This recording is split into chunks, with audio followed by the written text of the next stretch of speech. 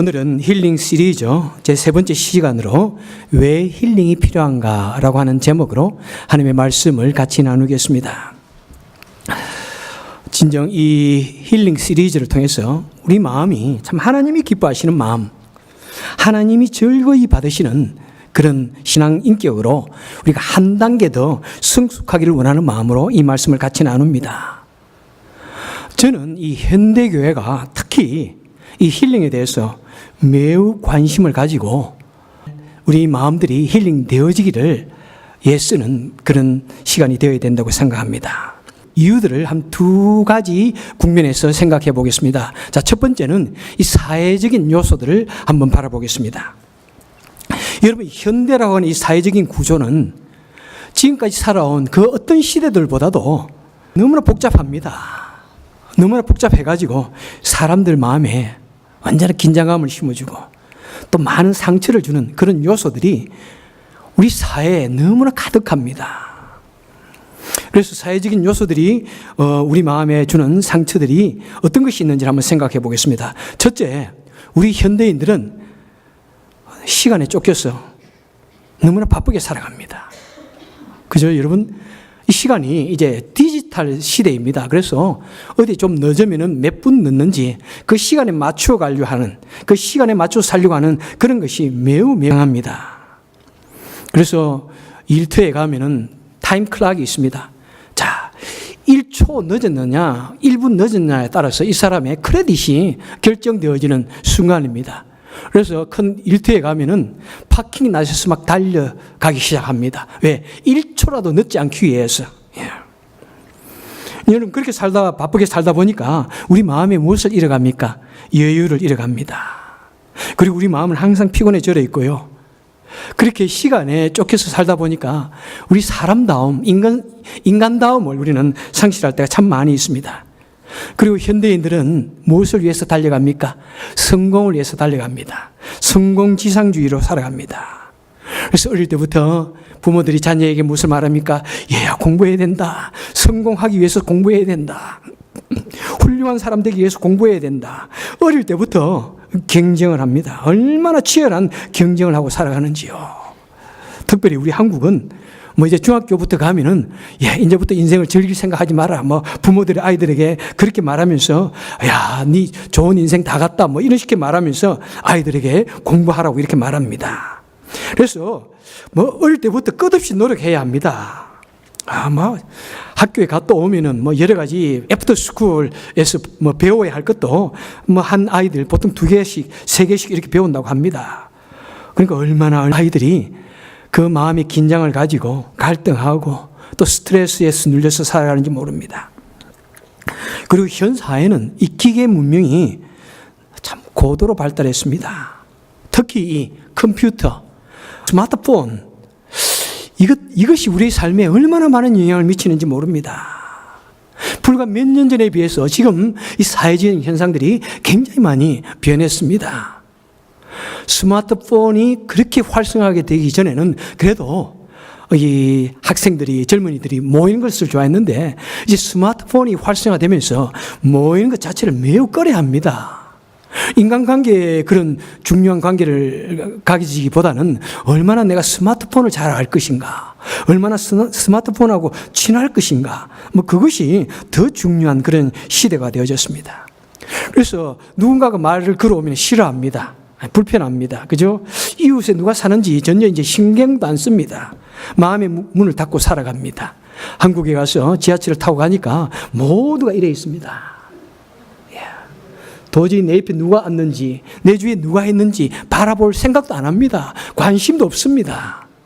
그래도 옛날에 우리가 한국에서 버스를 탄다든지 전철을 탈 때 옆에 있는 사람에게 어디 가세요? 묻기도 하고요. 어디에서 오셨나요? 뭐 하시나요? 묻기도 했는데 지금은 물으면은 큰 실례인 것처럼 얼굴을 딱 굳혀가지고 나에게 절대로 말 붙이지 마. 이렇게 물에 딱 써놨어요. 그리고 이것만 딱 보고 있습니다. 네. 인간과의 관계를 철저히 차단하고 살아갑니다. 그리고 여러분, 현 시대에는 무엇이 우리 인간의 가치를 정합니까? 물질의 소유가 그 사람의 가치를 결정하는 그런 시대가 되었습니다. 옛날에는 이 사람의 그 정신에 대해서, 그죠? 아무것도 없어도, 그죠? 유유자적하던 그런 시대에 없는 것이 오히려 참 인격의 척도인 그런 시대도 있었는데, 지금은 물질의 많고 적음이 그 사람의 성공과 그 사람의 가치를 결정하는 그런 것이 되어졌습니다. 그래서 좀 잘 이렇게 모든 것이 생활이 좋아지면은 먼저 하는 것이 무엇입니까? 누가 더 좋은 것을 가지느냐? 매일같이 우리는 생각합니다. 이런 것을 가져야 내가 사람들에게 인정받지. 이런 것을 가져야 사람들이 나를 우러러 보지 하는 그런 생각들이 참 많습니다. 그죠? 그래서 우리는 더 많은 물질을 소유하기 위해서 경쟁하다 보니까 내 마음은 항상 만족감이 없습니다. 열린 무덤처럼, 지옥처럼 항상 공허합니다. 무엇을 가져도 만족감이 없고, 다른 사람과 경쟁하면서 내가 저 사람보다 더 좋은 것, 더 큰 것 가져야지, 그런 생각을 할 때가 참 많습니다. 그리고 여러분, 이 시대의 구조는 어떠합니까? 현 사회의 경제적인 구조는 빈부의 격차를 매우 심화시킵니다. 여러분, 현대 전 세계의 2%의 사람이 전 세계 부의 절반을 차지하고 있다고 합니다. 여러분, 2%에 들어가나요? 그리고 전 세계의 10%의 사람이 전 세계의 85%의 모든 부를 차지하고 있다고 합니다. 그 10%도 참 들어가시나요, 혹시? 여러분, 그러니까 여러분 그런 것을 볼 때 이 빈부의 격차가 얼마나 격심한지 모릅니다. 그럴 때 우리는 상대적인 박탈감을 느낍니다. 야, 저 사람은 뭐고 나는 뭐냐? 예? 항상 위기의식에 쪼들려 살아갑니다. 굉장한 그 스트레스 속에 살아가게 됩니다. 내 마음이 그로 말미암아 굉장한 상처를 입게 됩니다. 그리고 여러 가지 또 다른 요인들은 무엇입니까? 우리 모두가 다 교육 수준이 매우 높아졌습니다. 우리 부모 시대에는 다 중학교, 고등학교 나와도 그냥 괜찮았는데 지금은 이제 대학교 나와가지고도 안 됩니다, 여러분. 그죠? 대학원까지 졸업해야 그래도 공부 좀 했다고 그럽니다. 저는 그렇게 생각을 하지 않지만은, 그런다고 그럽니다. 다 교육 수준이 높아졌습니다. 그 다음에 핵가족 제도가 되어가지고 자녀를 다 하나, 둘 낳습니다. 옛날에 우리 할머니는 12 형제를 낳았는데요. 그 중에 7분만 서바이벌 하셨는데, 자, 그런데 요즘에는 다 하나, 둘 이상 안 낳으려고 합니다. 그러다 보니까 여러분, 이 높은 교육열과 이 자녀들의 핵가족 제도로 말미암아 우리 어떤 마음을 가집니까? 자존심이 매우 높아졌습니다. 지나치게 높아졌습니다. 옛날에는 낮은 자존감 때문에 걱정을 했는데 지금은 너무 높은 자존감이 되어가지고 잘 참지 않습니다. 그리고 모두가 집에서 귀하게 자라다 보니까 아이들 중심으로, 그죠? 개인 중심으로, 자기 중심으로, 온 우주가 자기 중심으로 돈다고 생각하는 그런 이기주의 마음이 너무나 깊어졌습니다. 그래서 이 세상이 말이죠, 자존심과 이기심으로 가득 차 있는 그런 때가 되어져 가지고 아주 작은 일에 마음 잘 상합니다. 조금이라도 내 마음에 자존심 상하면 펄펄 뜁니다. 조금이라도 내 마음대로 되지 않냐고 그러면은 그냥 괴로워서 견딜 수 없어 하는 그런 세대에 살아가고 있습니다. 이런 여러 가지 이유들로 말미암아 여러분, 이 세상의 범죄율은 어떻게 됩니까? 범죄율은 계속해서 이제 높아져 가고 있습니다. 그리고 그 범죄 수법들이 얼마나 잔인한지 모릅니다. 여러분, 끔찍하지 않습니까? 너무나 잔인합니다. 그리고 마음속에 이 모든 과학이 발달하고 이 모든 경제가 발달했는데 모든 것이 너무나 편안한데, 근데 내 마음에 있는 행복감은 더 높아졌습니까? 낮아졌습니까, 여러분? 우리 마음속에 있는 이 행복이라고 하는 것, 이 행복지수가 높아졌습니까? 낮아졌습니까? 이 행복지수가 훨씬 낮아졌습니다. 온 세계 사람들이 오히려 나는 참 불행하다에 더 많은 표를 하고 있는 그런 형편입니다. 그래서 세계의 자살률은 점차적으로 높아갑니다. 세계 자살률 1위, 어느 나라인지 말 안 해도 여러분 너무나 잘 알고 있습니다. 여러분, 이런 현대 상황들입니다. 이런 현 상황 속에서, 이렇게 복잡한 상황들 속에서, 이런 특이한 현 상황 속에서 우리 현대인들은 그 어느 때보다도 더 많은 압박감과 고통과 상처와 걱정 속에 노출되어 살아가고 있는 것입니다. 여러분, 그렇기 때문에 우리 현대교회가 우리 사람들의 마음과 사람들의 고통에 대해서 더 관심해야 됩니다. 정말 돌보아야 됩니다. 인간 본연의 그 모습을 회복하고 우리 마음속에 그리스도의 모습을 회복하여서 그 다음 그 영혼을 구원하고, 그죠? 영원한 하나님 나라에까지 정말 인도할 수 있는 그런 우리 교회가 되어져야 됩니다. 바로 그것이 우리 교회들이, 현대 교회들이 특별히 관심하고 감당해야 할 그런 문제라고 생각합니다. 자, 그러면은 왜 힐링을 해야 하는가? 그 성경에서 말하는 그 이유들을 한번 생각해 보도록 하겠습니다. 자, 첫째는 무엇이냐면은 우리 마음에 상처가 생기면은 우리 마음에 방화벽을 만들어서 진리를 거부합니다. 쉽게 말하면은 내가 마음 상하는 일이 있으면은 내 마음을 탁 닫아버려 가지고 하나님의 진리조차도 거부한다는 것입니다. 출애굽기 6장 9절에 보니까 모세가 이와 같이 이스라엘 자손에게 전하나 그들의 마음의 상함과 역사의 혹독함을 인하여 모세를 듣지 아니하였더라, 이렇게 적고 있습니다.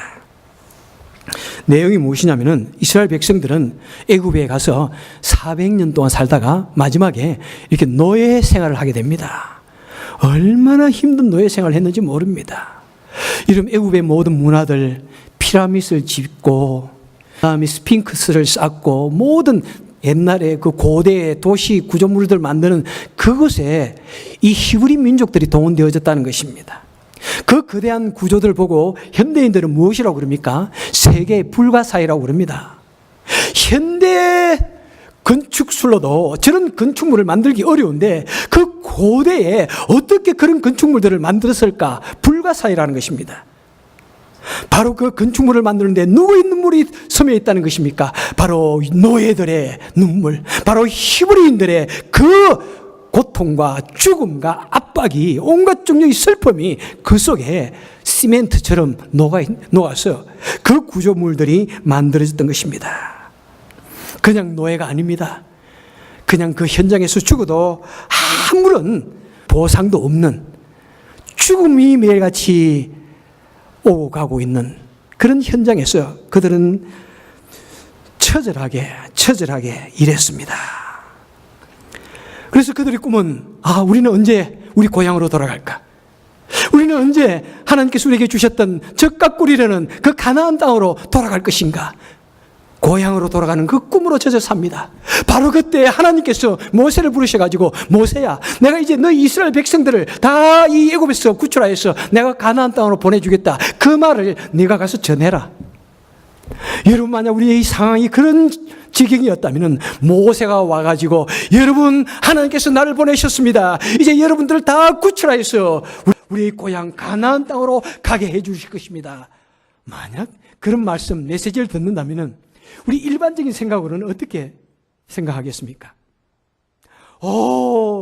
그렇군요. 감사합니다. 이래야 되는데, 그런데 이스라엘 백성들이 여기 뭐라고요? 마음의 상함과 역사의 혹독함으로 인해서 모세를 듣지 아니하고 오히려 모세를 핍박했다 말씀하고 있습니다. 너무나 사는 것이 힘드니까 내 마음속에 자리 잡고 있는 이 고통이, 내 마음속을 가득 채우고 있는 이 아픔이 너무나 거대하니까 그토록 좋은 진리의 말씀, 희망의 말씀, 그 꿈과 같은 그 말씀을 들을 때 내 귀가 그것을 다 그냥 튕겨버리는, 내 마음이 그걸 다 받아들이지 않는다는 것입니다. 딱딱한 길가에 밭이 되어져 가지고 하나님의 진리가 내 마음속 깊이 침투하지 못한다는 것입니다. 여러분, 그래서 우리 하나님의 말씀이 내 마음속에 들어오기 위해서는 내 마음에 여러 가지 악한 생각들, 또 상처들, 또 편견들, 이런 것을 제거해야 된다는 것입니다. 이 방화벽이라는 말은 무엇입니까, 여러분? 컴퓨터를 사용하는 분들은 다 컴퓨터에 깔려있는 프로그램입니다. 파이어월입니다. 이 컴퓨터에는 이 인터넷을 통해서 수많은 나쁜 바이러스들이 컴퓨터를 고장나게 만드는 이 바이러스가 침투합니다. 그래서 그것을 들어오지 않게 하기 위해서 파이어월이라고 하는 이 컴퓨터 프로그램이 작동을 하고 있습니다. 왕왕왕 돌아갑니다. 그런데 이 방화벽이 파이어월이 너무나 강하면은 내가 필요한, 내가 원하는 그런 프로그램도 다 차단해가지고 오히려 컴퓨터를 작동하지 않게 만드는 그런 것도 있습니다. 그와 마찬가지로 우리 마음은 항상 어떤 것을 받아들일 것인가, 어떤 것을 거부할 것인가, 그것이 우리 마음속에는 다 모두가 방화벽이 다 있습니다. 그런데 이것이 세상 일로 인해서 여러 가지 괴로운 사정으로 인해서 내 방화벽이 너무나 강력해 버리면은 아무리 좋은 말을 귀에 들려줘도 그것이 마음에 들어오지 못한다는 것입니다. 그래서 여러분 마음이 매우 삐딱한 사람에게 좋은 조커를 해보십시오. 한번 웃자고 하는 그런 조커인데도 마음이 그냥 눈이 그냥 다 그것을 거부하는 모습이 딱 눈에 나타날 수도 있습니다. 아주 정말 재밌게 웃자고 하는 말인데 오히려 화를 벌컥 내고 뜻을 왜곡할 수도 있습니다. 아무리 좋은 말씀을 들어도 때로는 그 말씀이 귀에 들어오지 않냐고 괴롭게 만들기도 합니다. 그런데요, 마음이 건강한 사람은요, 어떤 말을 들을 때 마치 스폰지가 물을 빨아들이듯이 싹 빨아들입니다. 그리고 별로 우습지 않은 말에도 말을 한마디 하면은요, 확 웃음이 터지고, 마음의 기쁨이 싹 들어옵니다. 그런데 마음이 항상 괴로운 사람은 누가 웃으면은 도대체 저 사람들 왜 웃나? 웃으면은, 어이구, 그런 걸 가지고, 이렇게 말하면서 오히려 싫어하는 참 그런 경우가 많습니다.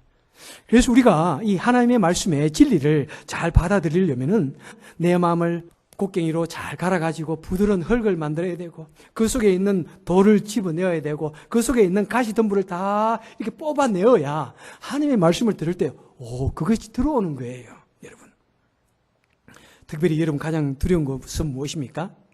이 설교자와 성도의 마음의 관계에 아주 끄끄러운 것이 있게 되어지면은 이 설교자가 아무리 좋은 설교를 해도 귀에 들어오지 않습니다. 거부 반응을 일으킵니다. 오히려 이 좋은 설교를 하면 할수록 오히려 마음이 더 거부 반응을 일으킵니다. 그런데요, 성도와 목사 간에 좋은 관계가 맺어져 있으면은 별 소리를 안 해도 그냥 은혜 받습니다. 바보처럼 은혜 받습니다. 그냥 좋아합니다. 그냥 평범한 말씀을 전해도 마음이 은혜로 가득 채워집니다. 그래서 여러분, 사단이 우리 성도님들 마음속에 작은 가시 하나 툭 던져 놓으면 됩니다. 작은 모래 알갱이 하나 툭 던져 놓으면은 그것이 우리 마음의 밭에 들어가가지고 자꾸 이렇게 비비면은 어떻게 됩니까? 상처가 일어납니다. 마치 내 눈꺼풀 속에 모래 하나 들어가면은 그 모래 때문에 우리가 온 정신이 다 쓰이고 고통스럽듯이 마음이라는 것은 너무나 예민합니다. 작은 가시 하나, 작은 모래 알갱이 하나에조차도 우리 마음은 상하게 되고요, 마음의 진리를 막아버리는 그런 일이 될 수 있습니다. 그래서 여러분 같이 이제 말씀을 배우면서 내 마음에 무엇이 있길래 아직도 이 하나님 말씀을 들어도 내 귀에 들어오지 않냐고, 저 설교의 말씀이 내 마음을 영혼을 변화시키지 못할까, 좀 그렇게 생각하시기 바랍니다. 그것은 특별히 옛날에 잘못되어진 경험일 수도 있습니다. 옛날에 교회를 다니다가 마음에 상처를 받아가지고, 그죠? 상처를 받아가지고 그것이 너무 크게 내 마음에 자리 잡고 있으면은 아무리 성도님들이 교회 갑시다, 교회 끌려와가지고 앉아 있어도 옛날 그 생각이 계속 나면서 하나님의 말씀을 받아들이지 못하게 되는 것입니다. 그래서 내 마음의 상처를 제거해야 됩니다. 자, 두 번째로 우리가 마음의 상처를 제거하고 힐링해야 할 이유는 뭐냐면은 치유되지 않은 상처는 우리 믿음의 인격과 우리 믿음의 성장을 방해합니다. 디모데후서 3장 6절 7절에 보면 이렇게 말씀합니다. 저희 중에 남의 집에 가만히 들어가 어리석은 여자를 유인하는 자들이 있으니 그 여자는 죄를 중히 지고 여러 가지 욕심에 끌린 바 되어 항상 배우나 마침내 진리의 지식에 이를 수 없느니라, 이렇게 말씀하고 있습니다. 쉽게 다시 한번 풀어보겠습니다. 어떤 사람이 죄를 지었습니다. 어떤 여인을 유혹을 해가지고 둘이 아주 나쁜 죄를 지었습니다. 두 사람만이 아는 아주 은밀한 나쁜 죄를 지었습니다. 뭔지 아시겠죠? 그런데 이 여인이 마음이 괴로워가지고 교회에 와서 하나님의 말씀을 열심히 배우고 열심히 성경 공부를 하는데 그 인격이 조금도 변화되지 않는다는 것입니다. 어떤 진리의 큰 감동, 은혜를 느끼지 못한다는 것입니다. 아무리 신앙생활을 해도 그 본질이 변화되어지는 그런 놀라운 믿음에까지 자라지 못한다는 것입니다. 왜? 마음에 있는 죄와 여러 가지 욕심 때문에 항상 배우나 진리의 지식에 이르지 못한다고 이렇게 말씀하고 있습니다. 여러분, 그래서 우리 마음에 가장 무서운, 가장 심각한 상처는 무엇일까요? 바로 회개하지 않은 죄입니다.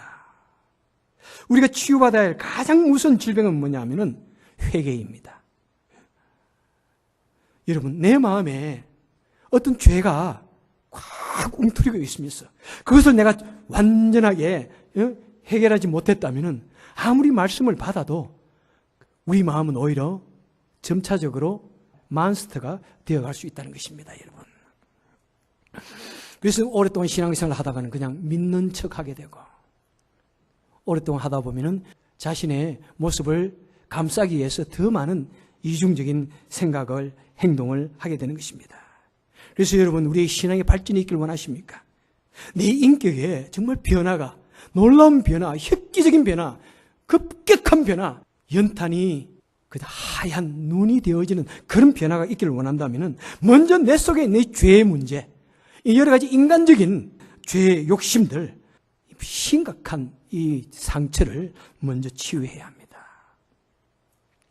제가 신학교 다닐 때 빠삐용이라고 하는 친구가 있었습니다. 이 친구는 어떤 친구냐면은 월남이 공산화 되자마자 월남을 탈출해가지고 자유진영으로 오기 위해서 무려 7번이나 탈출을 시도하다가 6번을 잡혔던 친구입니다.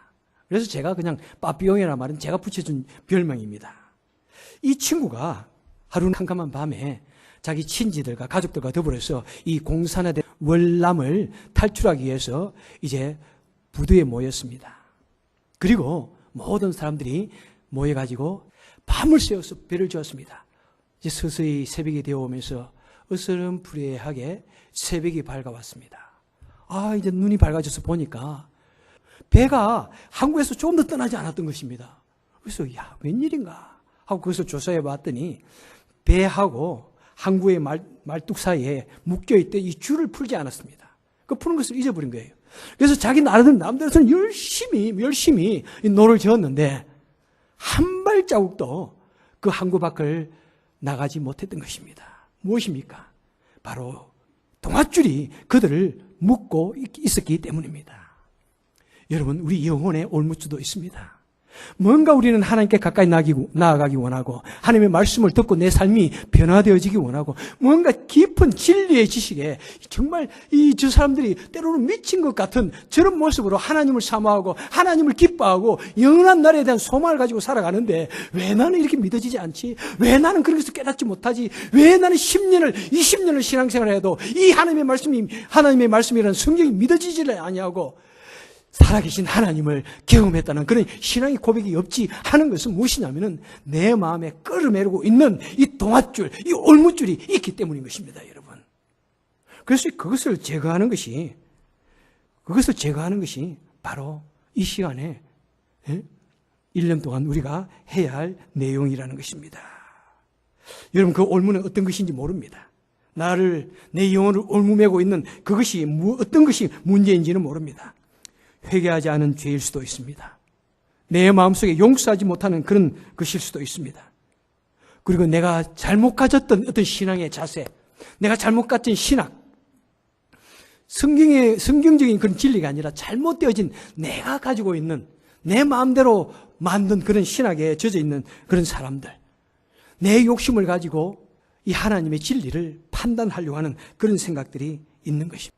만약 그런 것이 있다면 꼭 우리는 이 1년 동안에 내 마음에 바른 것을 세워서 온전한 믿음을 세워서 우리의 믿음이 한번 저 은혜의 바다로 두둥실 떠갈 수 있길 바라고 우리의 믿음이 크게 성장할 수 있길 바라고 정말 다른 사람이 깜짝 놀라는 내 믿음의 대단한 획기적인 인격의 변화가 있기를 소원합니다. 오늘 본문의 말씀은 무엇입니까? 여기에 오늘 읽은 말씀은 참 마음과 온전한 믿음으로 하나님 앞에 나아가자고 말씀하고 있습니다. 여러분, 이것은 무엇을 의미합니까? 하나님은 우리 마음을 원한다고 말씀하고 있습니다. 왜 우리가 이 마음에 대해서 깊이 관심하고 우리가 공부해야 되냐면은 하나님께서 우리에게 원하시는 것은 바로 우리 마음이라는 사실이기 때문입니다. 잠언서 23장 26절에 보니까 내 아들아 내 마음을 내게 주며 내 마음을 달라, 너의 마음을 달라. 하나님께서 우리에게 원하시는 것은 바로 우리 마음이라는 사실입니다.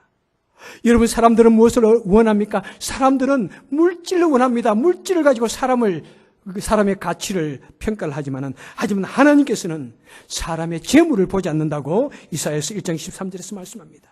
우리 사람들은 무엇을 가지고 사람을 판단합니까? 사람의 외모를 가지고 사람을 판단합니다. 좀 잘생기고 아름다운 모습을 보면은 그 사람이 참 귀해 보이고 또 그 사람에게 호감을 가질 수도 있습니다.